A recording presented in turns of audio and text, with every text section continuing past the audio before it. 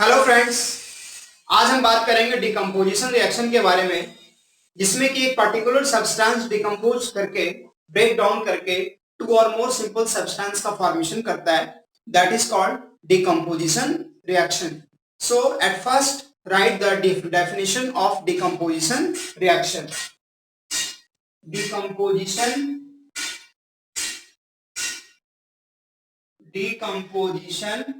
Reaction such type of reaction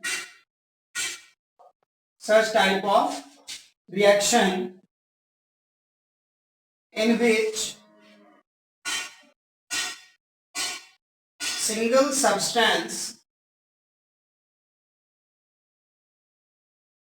break down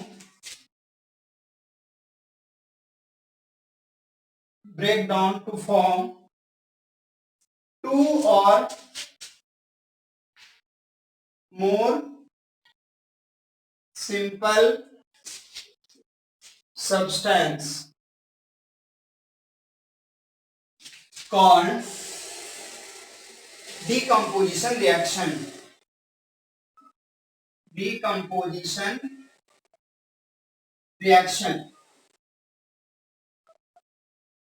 Here, such type of reaction in which two or more simple substance break down to form single substance break down to form two or more simple substance, that is called decomposition reaction. Clear? अब ये जो decomposition reaction है, on the basis of source of energy categorized into three types. It is of three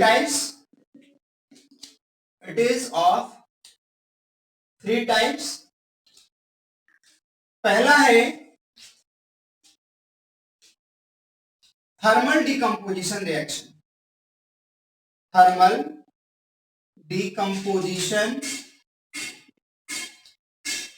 reaction. दूसरा है electrolytic decomposition reaction, और जो आपको तीसरा है वो है photolytic decomposition reaction. There are three types of decomposition reaction: thermal decomposition reaction, electrolytic decomposition reaction, and photolytic decomposition reaction. You can write.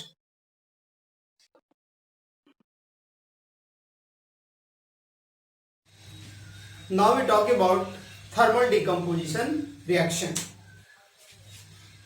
Thermal decomposition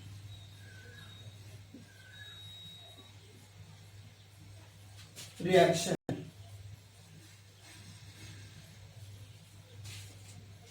Thermal decomposition reaction basically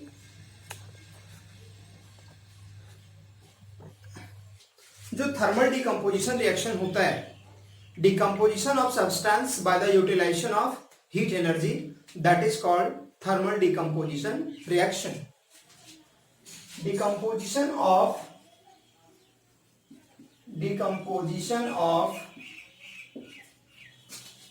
substance by the utilization of heat energy is called thermal decomposition reaction.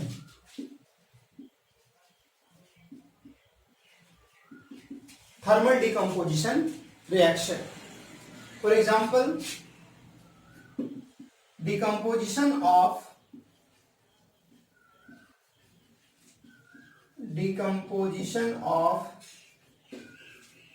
FeSO4 dot 7H2O. Decomposition of FeSO4.7H2O, यानी FeSO4 को अगर hit करते हैं तो क्या form होता है. At first एक एक्टिविटी आपको दिखाया गया है ना. फेरस सल्फेट क्या करेंगे, एक टेस्ट ट्यूब लेंगे. ये आपका टेस्ट ट्यूब है. इस टेस्ट ट्यूब में FeSO4 को लेना है. इस टेस्ट ट्यूब में है, ये टेस्ट ट्यूब है आपका, और यहां से इस तरह से हम इसको क्या करेंगे, हीट करेंगे. ठीक है, क्लियर. हीट करने के बाद ये है आपका FeSO4.7H2O. ठीक है. एक प्रिकॉशन है यहां पे कि जब आप FeSO4 को हिट करेंगे तो जो बॉइलिंग ट्यूब का जो माउथ होता है, do not put the mouth of boiling tube at your neighbours और योर सेल्फ. उसका जो माउथ है उसको ना तो अपने तरफ पुट करना है ना तो पड़ोसी की तरफ पुट करना है. ठीक है, पड़ोसी मतलब अपने क्लासमेट की तरफ इस तरह से उसका माउथ नहीं करना है. ठीक है, उसको जब भी करना है तो थोड़ा सा दूर इस तरह से करना है, और उससे जो गैस इवॉल्व होंगे उसको इस तरीके से करके स्मेल करके उसे देखना है कि उसमें कौन सा वो जो गैस रिलीज हो रहा है उसका स्मेल कैसा है. ठीक है, ये यहां से गैस इवॉल्व हो रहा है, तो यहां पे मैं लिख देता हूं, do not put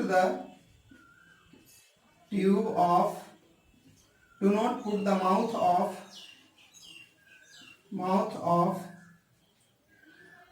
test tube at your neighbour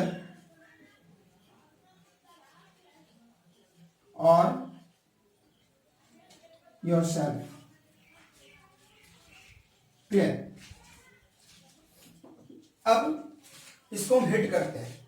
FeSO4.7H2O. इस FeSO4.7H2O को जब हिट किया जाता है, फेरस सल्फेट को जब हम हिट करते हैं तो ये बनता है FeSO4+7H2O, यानी जो इसका वाटर ऑफ क्रिस्टलाइजेशन होता है वो सेपरेट हो जाता है. क्लियर. जो वाटर ऑफ क्रिस्टलाइजेशन है वो सेपरेट हो जाता है. इसका जो कलर होता है ये हो जाता है लाइट ग्रीन कलर होता है, लाइट ग्रीन. ये हो जाता है कलरलेस. ठीक है. अब इस FeSO4 को हम फर्दर हीट करते हैं. ये कलरलेस हो जाता है. इस FeSO4 को जब हम फर्दर हीट करते हैं तो ये फॉर्म होता है Fe2O3 plus SO2 plus SO3. ये गैस फॉर्म होता है, ये भी गैस फॉर्म होता है, और ये क्या होता है, सॉलिड स्टेट में होता है. ठीक है, तो ये आपका है decomposition of FeSO4. Ferrous sulphate को जब हम हिट करते हैं, ठीक है, .7H2O को, तो ये है क्या फॉर्म होता है, पहले ये FeSO4 बनता है. ठीक है, .7H2 अलग हो जाता है, जिसके कारण इसका जो कलर होता है वो चेंज हो जाता है. ठीक है, अब यहाँ पे क्या फॉर्म हो रहा है, Fe2O3, clear, plus SO2 plus SO3. तो ये गैस यहां से इवॉल्व हो रहा है. So this is the decomposition of FeSO4. You can write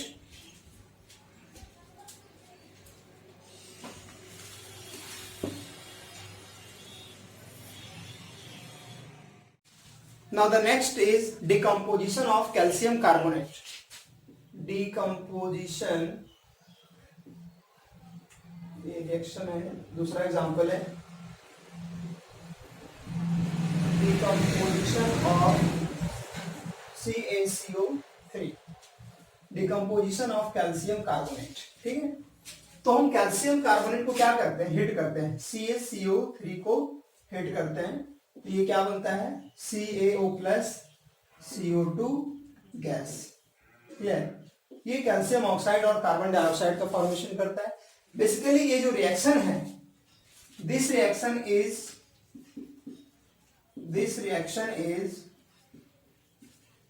used in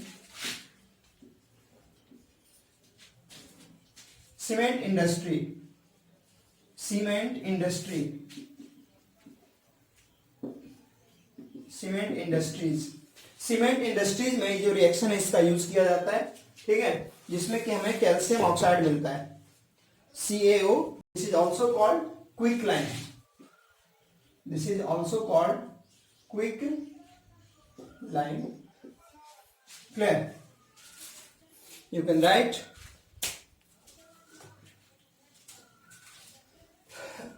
Now the next is decomposition of lead nitrate. Lead nitrate PbNO3 का whole twice. This is very important reaction. Decomposition of lead nitrate.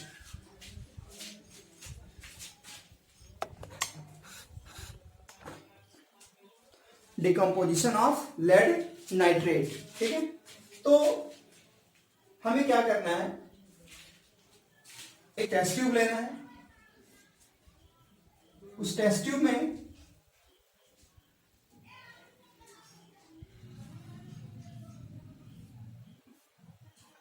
हमें डालना है क्या, crystals of PbNO3. हमें क्या डालना है, crystals of PbNO3 का होल ट्वाइस क्रिस्टल. क्लियर? जब आप लेड नाइट्रेट को हिट करेंगे, जब आप PbNO3 के होल ट्वाइस जो लेड नाइट्रेट है, लेड नाइट्रेट, इसको आप हिट करेंगे तो ये फॉर्म करेगा क्या, PbO. ये येलो ऑक्साइड होता है, सॉलिड होता है, येलो, इसका कलर हो जाता है, ठीक है, येलो कलर हो जाता है, प्लस उसमें से जो टेस्ट ट्यूब होता है, उस टेस्ट ट्यूब से आपको ब्राउन कलर का फ्यूम्स निकलेगा, है ना, इसमें से ये ब्राउन फ्यूम्स निकलेगा, ब्राउन फ्यूम्स, ब्राउन फ्यूम्स.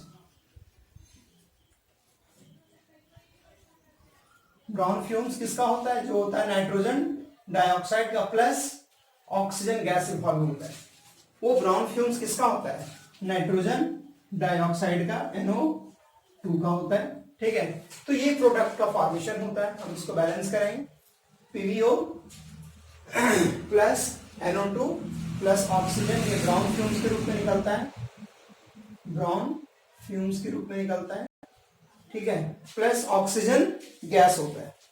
तो आप इसको बैलेंस कर दीजिए, यहाँ पे 2 लगा दीजिए, यहाँ भी 2 लगा दीजिए, यहाँ हो जाएगा कितना, 4. ठीक है, ये ऑक्सीजन गैस हो गया आपका. ठीक है, so this is the reaction of lead nitrate. You can right.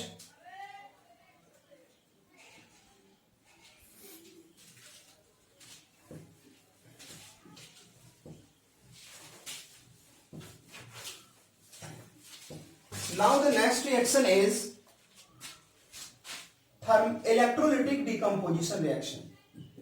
Electrolytic decomposition reaction. Electrolytic decomposition reaction. Clear? Electrolytic decomposition reaction का मतलब होता है डिकम्पोजिशन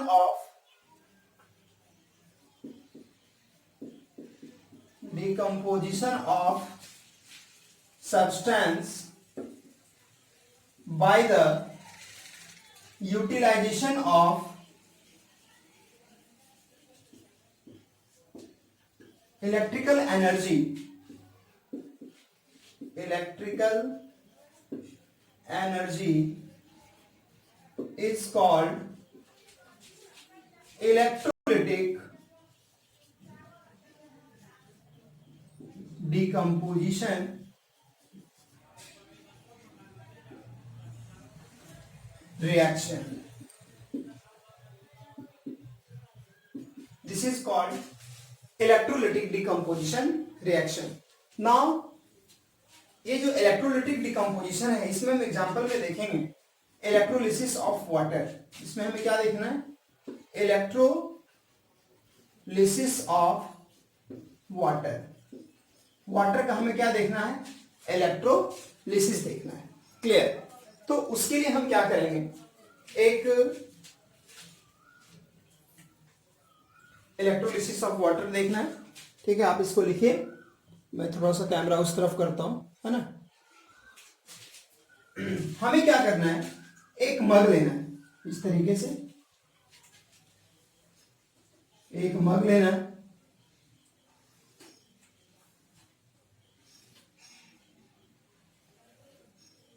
एक मग लेना है, उस मग में हमें क्या करना है, 2 होल करना है। यहां पर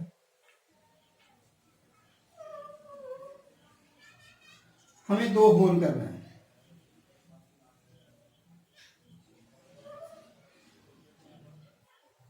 हमें 2 होल करना है, ठीक है। और उस 2 होल में हमें ग्रेफाइट का जो रॉड होता है, हमें उस रॉड को क्या करना है, फिक्स करना है। ये ग्रेफाइट का रॉड आपको आसानी से मिलेगा, है ना। जो बैटरी होता है, बैटरी के बीच से आप उस जो बैटरी के बीच में जो ग्रेफाइट का रॉड होता है उसको आप निकाल करके इसमें फिक्स कर सकते हैं।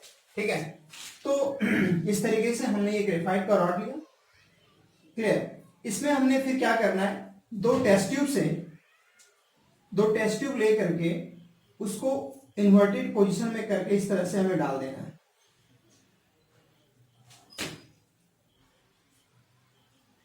हमें उस बैटरी को उस टेस्ट ट्यूब को इन्वर्टेड पोजीशन में करके हमें इस तरह से क्या कर देना है, डाल देना है। और इस बैटरी के एक बैटरी का ये पॉजिटिव और एक बैटरी को नेगेटिव टर्मिनल से क्या करना है, हमें ऐड कर देना। तो ये पॉजिटिव टर्मिनल हो गया और ये नेगेटिव टर्मिनल हो गया। Negative terminal is called cathode and positive terminal is called anode. Clear. Now fill the water. अब हमें क्या करना है, उस जो हमारा मग है, जो हमारा सेटअप है, उसमें हमें वाटर को फिल करना है। Clear. Fill the water, fill water with हमें वाटर को फिल कर देना। क्लियर। और हमें इतना वाटर इसमें फिल करना है कि जो हमारा इलेक्ट्रोड्स है वो उस जो इलेक्ट्रोड है वो क्या हो जाए, डूब जाए। क्लियर। तो हमें इसमें वाटर को फिल करना है। ये हमारा क्या है, वाटर। ये हमारा वाटर, ये इलेक्ट्रोड, ये इलेक्ट्रोड है, ये कैथोड और ये एनोड है। तो at first we will write set up the apparatus as shown in figure। हमें इस तरह से apparatus को सेट करना है जैसा कि फिगर में दिखाया गया है। ठीक है। दूसरा पॉइंट है, fill the mug with water so that electrode get immersed। जो आपका इलेक्ट्रोड है वो क्या हो जाए, इमर्ज हो जाए। Add some amount of dilute acid। हमें इसमें क्या करना है, ऐड करना है क्या, dilute H2SO4 को ऐड करना है। Why we add dilute H2SO4? Because dilute H2SO4 increase the conductivity of water. So add some amount of dilute H2SO4 to increase the conductivity of water। Question पूछा गया last year, why we add dilute H2SO4। हम यहाँ पे dilute H2SO4 add क्यों करते हैं, because जो pure water होता है, प्योर वाटर और distil water is the bad conductor of electricity. So to increase the conductivity of water we add the dilute acid or dilute H2SO4 during the process of electrolysis. You can write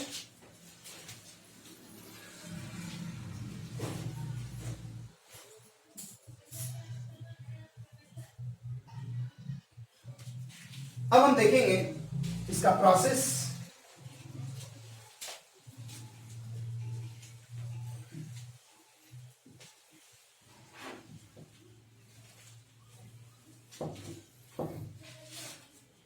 basically अब हम देखेंगे जैसे ही water में हम electricity को पास करते हैं, electricity, तो ये वाटर डिकम्पोज कर जाता है, इसमें आयंस में डिकम्पोज कर जाता है। 4H plus 2O2 minus. इस तरह से क्या होता है, ये जो वाटर है वो आयंस में टूट जाता है। ठीक है, तो सबसे पहले हम एनोड पे देखेंगे क्या होता है। एनोड, ठीक है, चूंकि ये पॉजिटिव चार्ज है और ये नेगेटिव चार्ज आयंस है, तो जो नेगेटिव चार्ज आयंस होंगे वो पॉजिटिव चार्ज की पॉजिटिव प्लेट की तरफ मूव करेंगे, और जो नेगेटिव चार्ज जो पॉजिटिव चार्ज होंगे वो नेगेटिव प्लेट की तरफ मूव करेंगे। तो यहाँ पे जो हमारा जो O2 माइनस है वो किधर मूव करेगा, एनोड की तरफ मूव करेगा। ठीक है, तो O2 माइनस 2O2 माइनस, क्योंकि एक ऑक्सीजन के पास 2 एक्स्ट्रा इलेक्ट्रॉन्स है, एक ऑक्सीजन के पास 2 एक्स्ट्रा इलेक्ट्रॉन्स है, इसलिए 2 ऑक्सीजन के पास टोटल कितना एक्स्ट्रा इलेक्ट्रॉन्स हो गया, 4 एक्स्ट्रा इलेक्ट्रॉन्स हो गया। तो ये 2O2 माइनस क्या करता है, 4 इलेक्ट्रॉन्स को लूज कर देता है और ये कन्वर्ट हो जाता है किसमें, O2 प्लस 4 इलेक्ट्रॉन। 4 इलेक्ट्रॉन, ये 4 इलेक्ट्रॉन इधर से मूव करते हुए कहां पहुंचता है, वो पहुंच जाता है कहां पे, कैथोड पे। इधर से मूव करते हुए कहां पहुंच जाता है, वो कैथोड पे पास पहुंचता है। तो कैथोड पे देखते हैं क्या होता है, कैथोड। ठीक है, तो कैथोड के पास हम पहुंचते हैं, तो कैथोड के पास कौन सा आयन है, 4H प्लस। ये 4H प्लस उस 4 इलेक्ट्रॉन्स को गेन करके कन्वर्ट हो जाता है किसमें, हाइड्रोजन में कन्वर्ट हो जाता है। ठीक है, तो ये आपका केमिकल रिएक्शन है जो कि इस जो ये जो बीकर है इसके अंदर ये हो रहा है। ठीक है, तो इससे हमें क्या कंक्लूजन निकलता है कि जो एनोड होता है, जो एनोड है उस पे कौन सा गैस रिलीज हो रहा है, ऑक्सीजन गैस रिलीज हो रहा है, और जो कैथोड है उस पे कौन सा गैस रिलीज हो रहा है, तो हाइड्रोजन गैस रिलीज हो रहा है। ठीक है, तो यहां पे हम कंक्लूजन में लिखेंगे, कंक्लूजन क्या निकला, conclusion hydrogen gas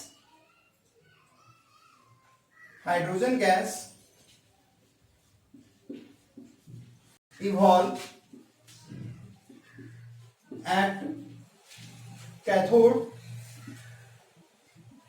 and oxygen gas evolve at anode.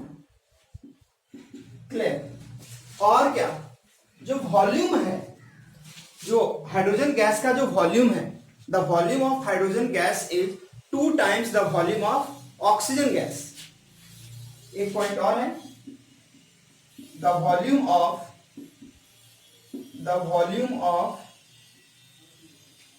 Hydrogen gas is 2 times the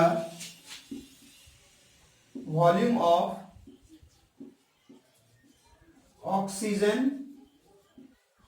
gas. Clear.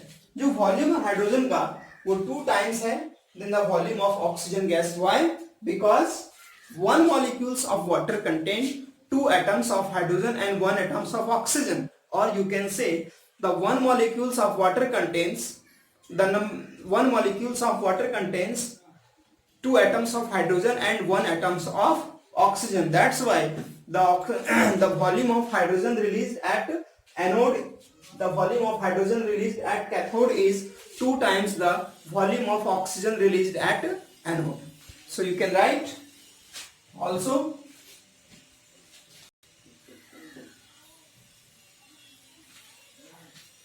since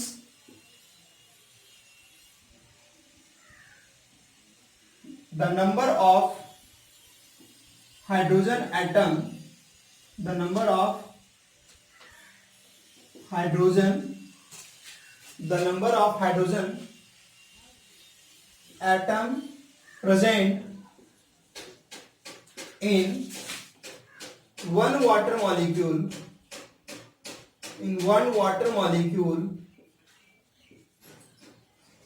is two times than the number of oxygen atom. That's why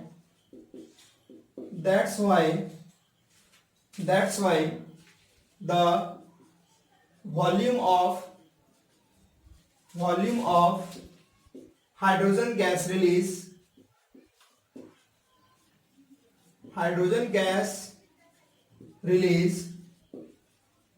is two times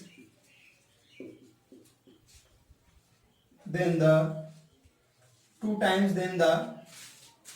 volume of oxygen gas. Clear? क्योंकि जो volume है hydrogen gas मतलब जो hydrogen atom है water में वो क्या है, ज्यादा है. One atom of hydrogen contain two atoms of one molecules of water contain two atom of hydrogen and one atom of oxygen. Yeah, you can say the number of hydrogen atom present in one water molecule is two times than the number of oxygen atom. That's why the volume of hydrogen gas release is two times than the volume of oxygen gas. तो यहाँ पे आपको represent करना पड़ेगा, है ना. ये जो टेस्ट ट्यूब देख रहे हैं इसके ऊपर में जो गैस रिलीज हो रहा है, यहाँ पे कैथोड पे कौन सा गैस रिलीज हो रहा है, हाइड्रोजन. तो इसको दिखाना है इस तरह से, ठीक है. यहाँ पे कौन सा गैस है, ये हाइड्रोजन गैस. यहाँ पे स्पेस आपको ज्यादा दिखाना पड़ेगा, इसमें स्पेस कम दिखाना पड़ेगा. यहाँ पे कौन सा गैस है, oxygen gas. Clear? This is the complete process of electrolysis of water. Complete process of electrolysis of water you can see.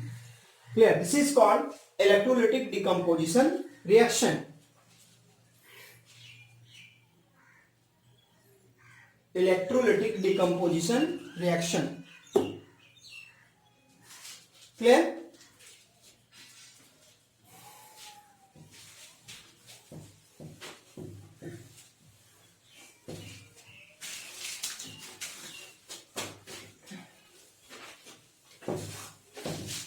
Now we talk about photolytic decomposition reaction.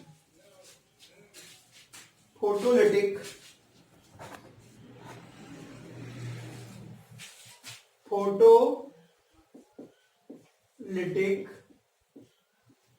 decomposition reaction. Photolytic decomposition reaction. Clear? तो photolytic decomposition reaction का मतलब होता है decomposition of substance in the presence of light is called photolytic decomposition reaction. We write decomposition of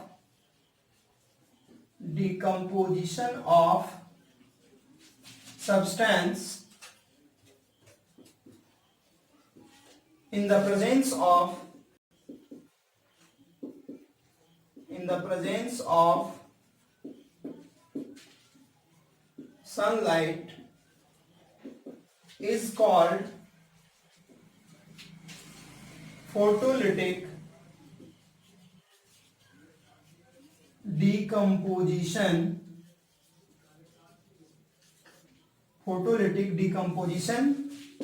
reaction. Photolytic decomposition reaction. For example, decomposition of AgBr, silver bromide. Decomposition of silver bromide. ठीक है, जो AgBr है silver bromide को अगर हम light में रखते हैं, सनलाइट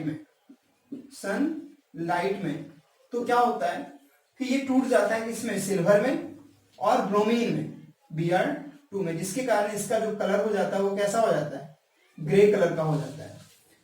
क्लियर, इसका कलर कैसा हो जाता है, ग्रे कलर का हो जाता है। और इसी के कारण ये जो आपका AgBr है इसको हम डार्क बॉटल में रखते हैं, है ना। इसको किस में रखा जाता है, डार्क बॉटल में रखा जाता है to prevent them from decomposition. Decomposition से बचाने के लिए हम AgBr को डार्क बॉटल में रखते हैं, ठीक है। तो यहाँ पे लिखेंगे दिस, और ये जो रिएक्शन है इस रिएक्शन का एक इंपॉर्टेंस है कि this reaction is used in white photographic film. This reaction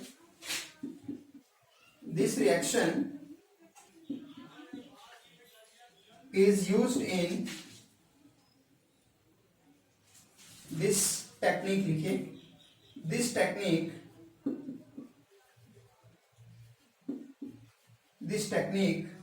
is used in white photographic film, white photographic film। इस रिएक्शन का यूज होता है वहां पे व्हाइट फोटोग्राफिक फिल्म में यूज होता है। इसी तरह से आप लिख सकते हैं AgCl का, AgCl है ना, AgCl लाइट के प्रेजेंस में टूट जाता है किसमें, Ag+Cl2 गैस में, ठीक है। इसका भी कलर ग्रे हो जाता है। So this is the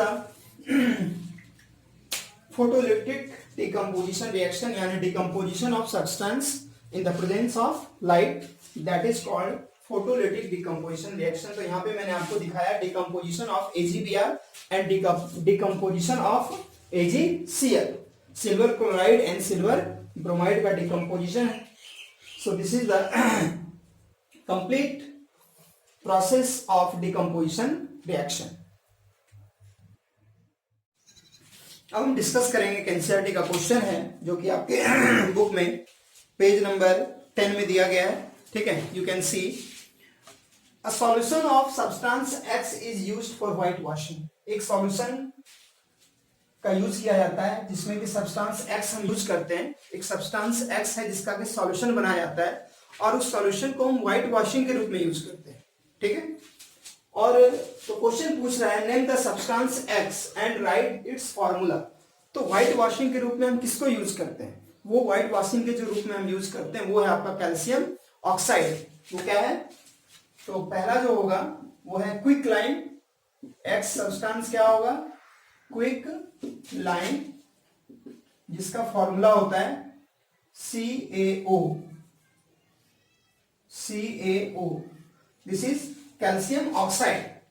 now second is reaction of substance X with water, यानी CaO जब वाटर के साथ रिएक्ट करता है, ठीक है, कैल्शियम ऑक्साइड जब वाटर के साथ रिएक्ट करता है बनाता है क्या, कैल्शियम हाइड्रोक्साइड, यानी CaOH का होल ट्वाइस प्लस उससे हीट इवॉल्व होता है, प्लस क्या इवॉल्व होता है, हीट इवॉल्व होता है। तो ये रिएक्शन यहाँ पे है आपका clear. Name the substance X, तो वो सब्सटेंस X क्या है, क्विक लाइम है और उसका जो रिएक्शन है वाटर के साथ, तो जब कैल्शियम ऑक्साइड वाटर के साथ रिएक्शन करता है वो बनाता है क्या, कैल्शियम हाइड्रोक्साइड का फॉर्मेशन करता है। किसका फॉर्मेशन करता है, कैल्शियम हाइड्रोक्साइड का फॉर्मेशन करता है, साथ ही साथ हीट इवॉल्व होता है, क्लियर। तो आप इसको देख सकते हैं।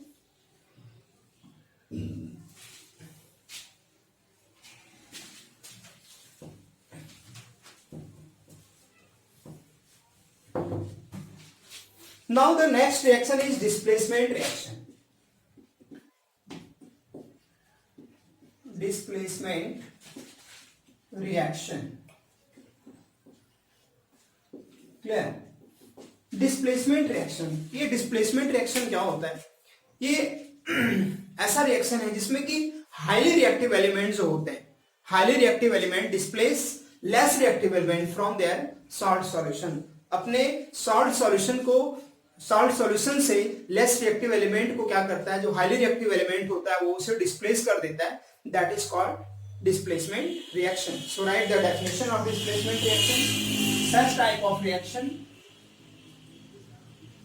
type of reaction in which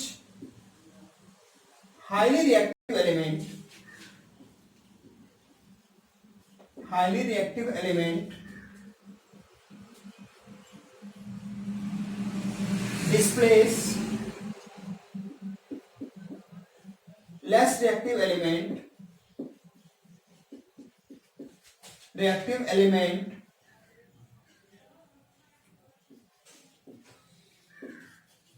from their salt solution. Clear? जो हाईली रिएक्टिव एलिमेंट होता है वो डिस्प्लेस कर देता है किसे?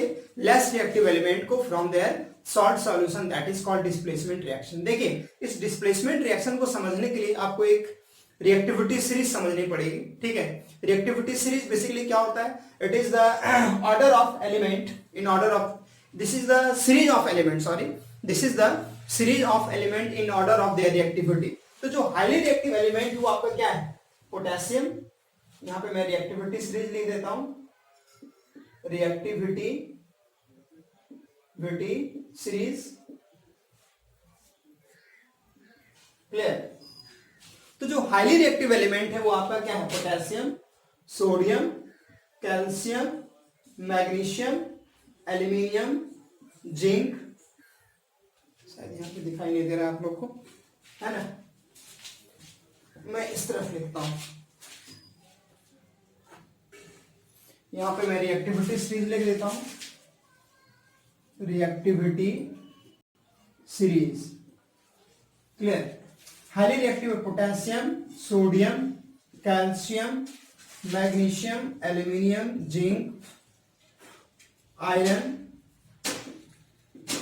Sn, Pb, hydrogen, copper, Hg, Ag, Au और प्लेटिनम। ये हमारा रिएक्टिविटी सीरीज है। Clear? This is the order of reactivity series. इधर लिख देखते हैं आप, reactivity increases. Clear?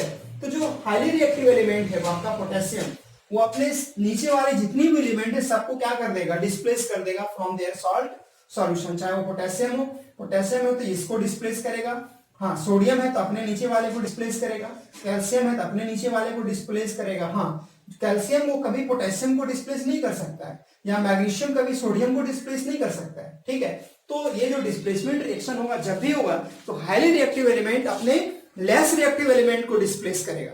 For example मैं आपको बताता हूं, रिएक्शन ऑफ, एग्जाम्पल के तौर पे देखिए, रिएक्शन ऑफ किसका? Zinc with CuSO4 solution. Copper sulphate का सॉल्यूशन लेते हैं, एक्वस सॉल्यूशन लेते हैं, और उसका हम रिएक्शन कराते हैं किसके साथ? जिंक के साथ।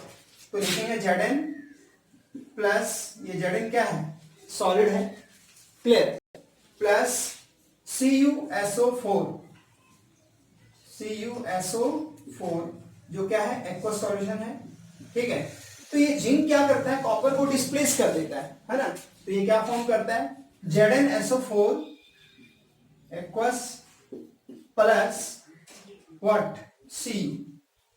ठीक है, इस तरह से ये फॉर्म होता है। यहां पे देखिएगा, ये जो कलर होता है, जैसे कि आप जब एक टेस्ट ट्यूब में कॉपर सल्फेट लीजिएगा और उस कॉपर सल्फेट में अगर आप जिंक को डालते हैं तो आफ्टर सम टाइम, कुछ देर के बाद अगर आप देखेंगे कि जो जो जिंक होता है ना, उसके ऊपर धीरे धीरे ब्राउन कलर का डिकम्पोजिशन आने लगता है।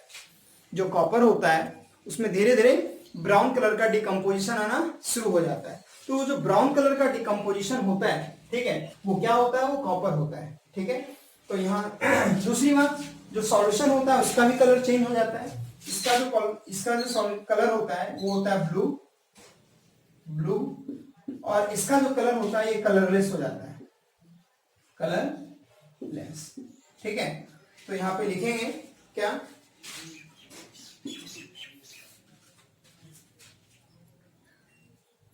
The colour of solution change, the color of solution change due to the formation of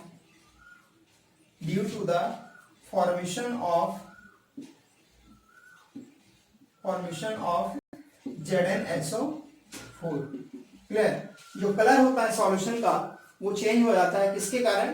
due to the formation of zinc sulphate, because zinc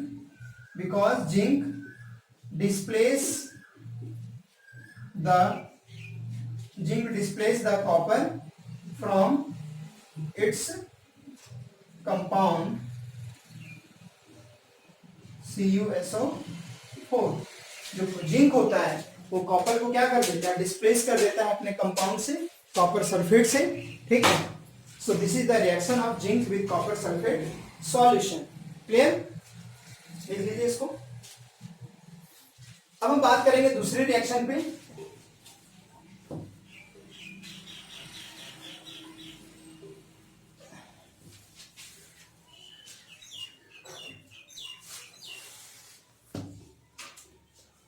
reaction of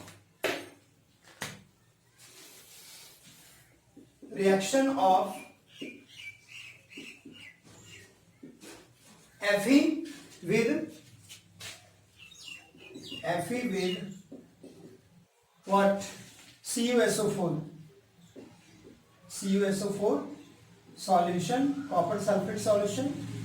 ठीक है, तो देखिए यहां पे Fe सॉलिड है प्लस CuSO4 एक्वस सॉल्यूशन लेंगे copper sulphate का, है ना।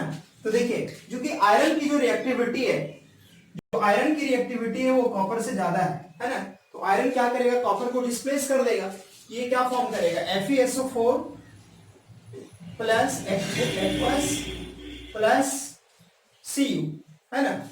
यहां पे जो सॉल्यूशन का जो कलर होगा वो चेंज हो जाएगा, ये ब्लू होता है, और इसका जो कलर होगा ये हो जाएगा लाइट ग्रीन। इसका कलर क्या हो जाएगा? लाइट ग्रीन कलर का हो जाएगा। ठीक है, इसका कलर क्या हो जाएगा? लाइट ग्रीन हो जाएगा। Fe प्लस CuSO4, तो ये फॉर्म करता है FeSO4 प्लस Cu, है ना। तो यहां पे लिखेंगे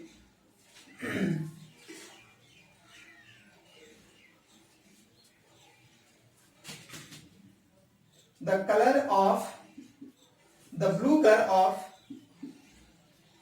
blue color of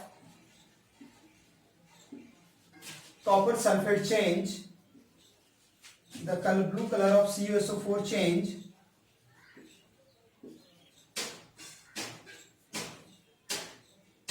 when we add Fe to the solution, because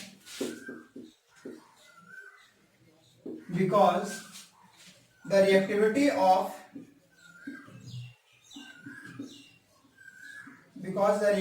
of Fe is more than that of copper sulfate Cu, so it displaces from their compound and form क्या form करता है? FeSO4 and form, that's why the color of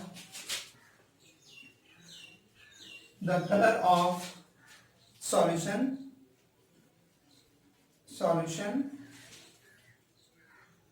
change and becomes light green।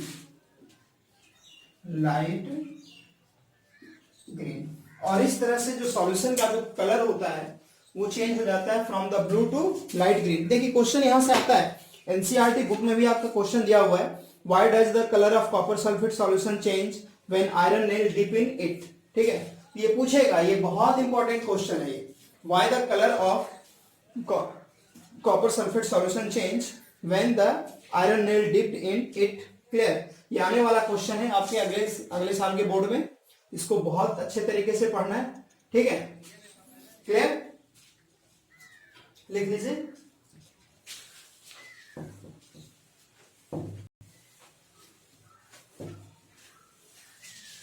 Now the next reaction is reaction of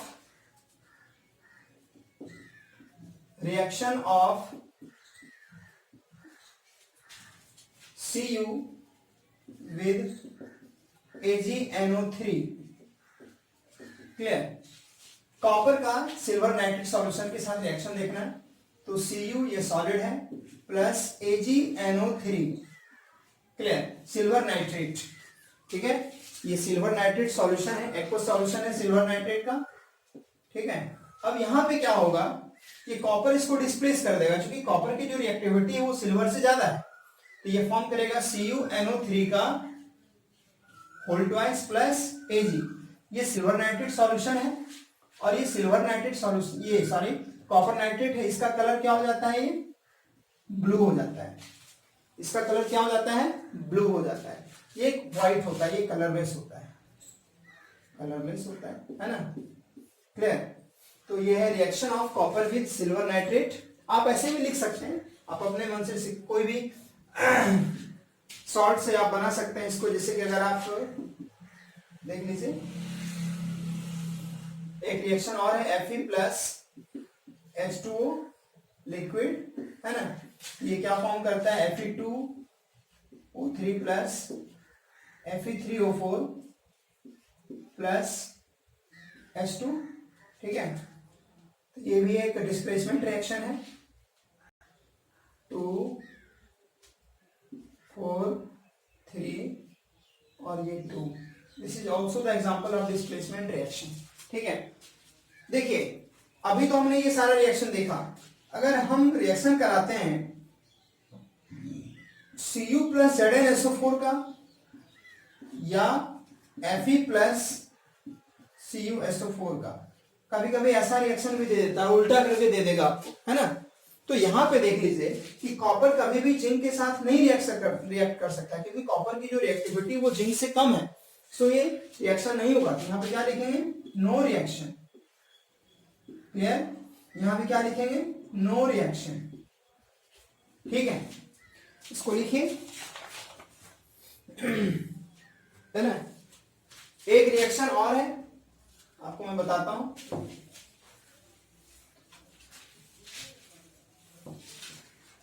reaction of Pb plus CuCl2। Reaction of Pb with CuCl2, lead का copper chloride के साथ, chloride बोल सकते हैं। तो Pb जो solid है CuCl2 के साथ रिएक्ट करता है, एक्वस, इसका कलर क्या होता है? ब्लू होता है, ठीक है? तो ये क्या फॉर्म करेगा? PbCl2 प्लस क्या फॉर्म करेगा? ये कॉपर, है ना? इस तरह से ये रिएक्शन होगा, PbCl2 प्लस कॉपर, ये सॉलिड है, एक्वस है, ये भी एक्वस हो जाएगा और ये क्या हो जाएगा? ये सॉलिड हो जाएगा। सो this is the complete reaction of Pb with CuCl2। तो ये था आपका डिस्प्लेसमेंट रिएक्शन। डिस्प्लेसमेंट रिएक्शन के एग्जांपल जितने भी थे एनसीईआरटी बुक में, वो मैंने आपको सारा बता दिया, ठीक है? और मैं आपसे कोशिश करूंगा, मैं आपको एक बात बताना चाहता हूं कि आप 10th का जब आप प्रिपरेशन कर रहे हैं तो आप सिर्फ और सिर्फ एनसीईआरटी बुक को फोकस करें, क्योंकि एनसीईआरटी बुक के अलावा किसी बुक से भी क्वेश्चन नहीं देता है, ठीक है? बच्चे बेसिकली मिसगाइड हो जाते हैं, वो दूसरे बुक को फॉलो करते हैं, रिफ्रेशर को फॉलो करते हैं। लेकिन मैं आपसे इतना ही कहना चाहता हूँ कि आप जब 10th का प्रिपरेशन करते हैं तो you follow the only and only NCERT book, ठीक है? उसको बार बार पढ़िए, एक बार नहीं, कम से कम 10 बार पढ़िए, तब जाके आपको उससे कॉन्सेप्ट मिलेगा। धीरे धीरे आपको चीजें समझ में आनी शुरू हो जाएगी, ठीक है? क्लियर? इसको लिख लीजिए आप।